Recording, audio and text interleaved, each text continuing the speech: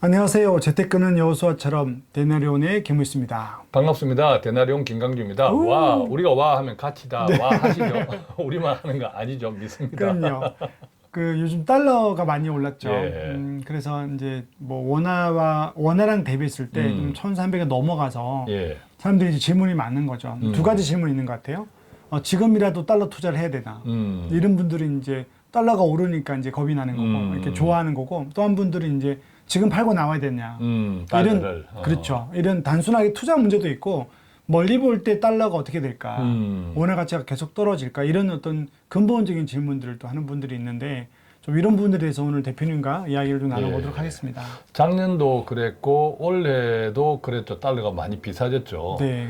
작년에 1,200원을 찍고 네. 1,100원 작년 초반에 1,100원 수준이었어요. 네. 100원 정도 오른 거죠. 그렇죠. 상당히 많이 오른 거예요, 그죠? 근데 예. 그 달러가 정말 많이 풀렸지 않습니까? 예, 사람들이 이제 달러가 많이 궁금해하는 게 풀렸죠. 달러가 예. 많이 풀렸는데 왜 달러가 오르냐? 달러가 그렇죠. 떨어져야 되는데. 예, 그 이야기를 이따가 같이 할 건데. 네. 또 두 번째는 올해 들었는데 달러가 더 올랐어요. 달러가. 그렇죠. 올해 이제 올 초에 1,200원 하다가 1달러가 1,200원이 꼭지다. 왜냐하면 예년에 비하면 1,100원 안, 1,000원 되고 그렇죠. 그랬으니까. 꼭지다라고 네. 이제 생각할 수 있는데 이게 꼭지는커녕 1,300원을 돌파해버리고 하니까 네. 그때 꼭지라고 생각했던 사람들조차도 달러를 지금이라도 사두는 게 좋을까요? 이런 질문을 하는 거죠. 근데 그렇죠. 물론 이 방송 듣는 분들 가운데 달러가 나한테 무슨 소용이 있어? 나하고 무슨 관계가 있냐? 이런 분들도 계실 거예요. 어떤 재정 형태네 그럴 수 등등. 있죠. 그런데 또 반대로 생각하면 우리는 알게 모르게 달러하고 결합되어 있는 여러 가지 활동들을 해요. 투자 측면에서 예컨대 그렇죠. 우리가 뭐 변액보험이나 또 일반 펀드 같은 경우에도 미국 펀드도 그게 있고 달러가 해외 펀드들은 전부 달러랑 네. 연동되어 네. 있거든요. 또 물론 이제 재정이 조금 넉넉한 분들 가운데서는 별도로 달러, 네. 또 해외 유학 가 있는 자녀들, 뭐 이런 또 생활하고 관계되는 분들은 달러에 더 민감하죠.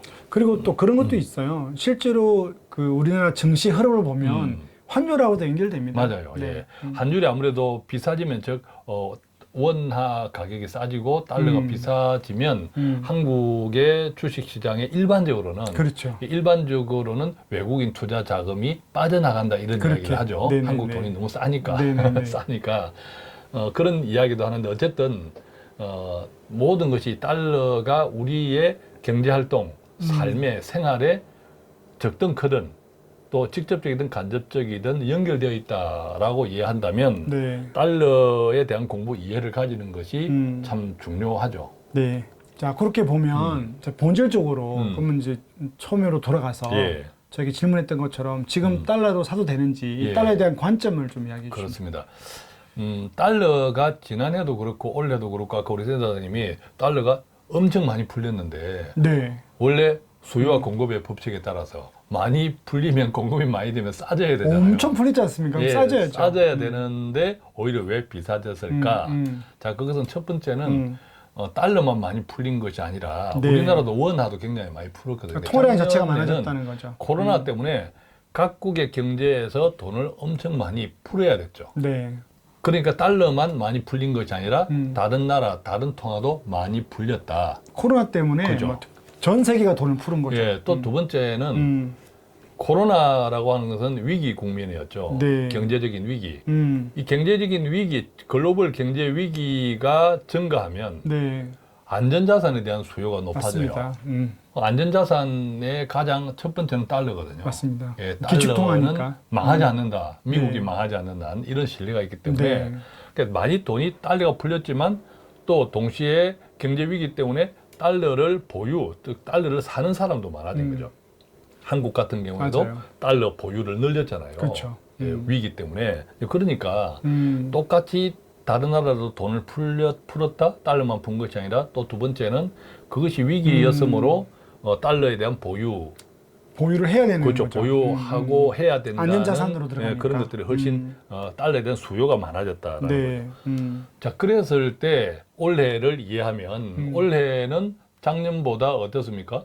경제 위기 측면에서 보면 훨씬 심했죠. 그렇죠. 우리가 스트레스가 장난이 아니죠. 그렇죠. 스트레스가 생각지 못했던 전쟁이 터졌고 그죠? 전쟁 났어요. 예. 네. 또 중국하고 미국의 네. 이 경제 패권 네. 그것이 이제 트럼프 정부 때부터 시작해서 계속 네. 예, 계속 어르렁거리고 있고 그러면서 상호 협조가 안 돼요. 옛날에는 전 세계가 상호 협조가 됐단 말이죠. 지금은 이제 따로 놉니다. 그래서 공급 체인 이런 말도 그렇죠. 있고 마치 밀림의 먹이 사슬처럼 이렇게 공급 사슬이 있었고 네. 그것들이 잘 작동했는데 그렇죠. 전체적으로 그 유기체로 움직였죠. 그렇습니다. 네.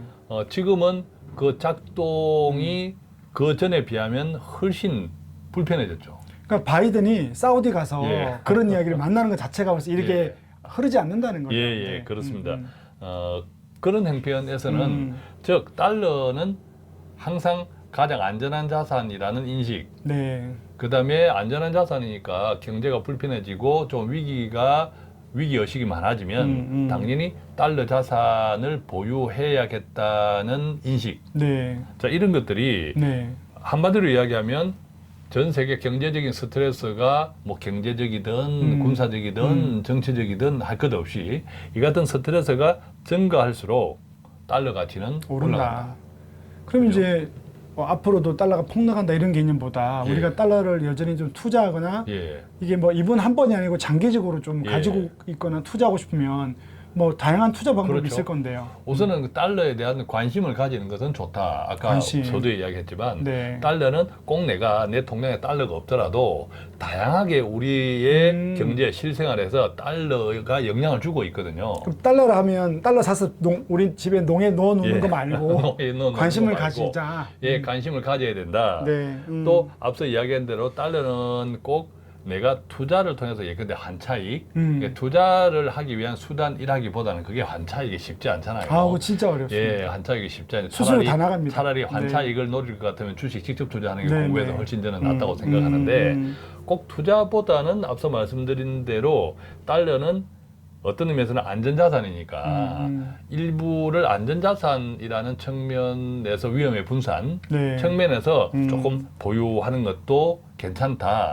특히 이제 좀 재정적인 여유가 있는 분들에 더 해당이 되겠죠. 이제 자, 그런 생각을 먼저 가지는 것이 좋겠다. 그러니까 제 고객들 중에 달러 물어보면 저는 어떻게 하는가 하면 뭐 달러가 좀 떨어질 때 사놔라. 왜냐하면 외국에 자녀들이 있으니까 그렇습니다. 언젠가는 예. 여행 가고 보내거든요. 예. 그럼 그런 거 좀 관심을 가지고 예. 적절할 때 좀 사놓고. 그렇습니다. 예, 요즘 예. 뉴스 나오는 게 있었잖아요. 언젠가 뉴스에 나왔어요. 네. 해외에 나가 있는 유학생 자녀들이 네. 정말 달러가 비싸져가지고 네. 한국에서 돈을 원화로 송금해서 달러를 바꿔야 되는데 네. 부모들한테 너무 미안타고 네. 예, 너무 미안타고 이런 인터뷰가 나오는 것을 20, 봤습니다. 30%를 더 그죠? 보내야 되더라고요. 예, 지금은. 예, 예. 그러니까 물론 뭐 해외에 유학 가 있는 자녀가 없는 가정이 더 많겠지만 없습니다.